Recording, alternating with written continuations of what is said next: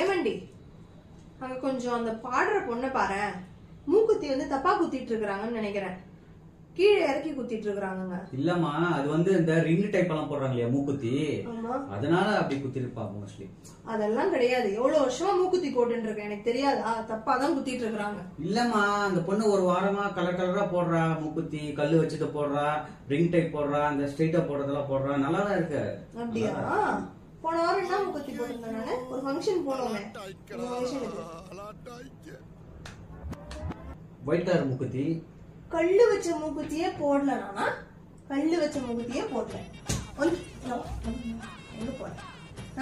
பொண்டாட்டி என்ன மூக்குத்தி போடுறான்னு பாக்கல.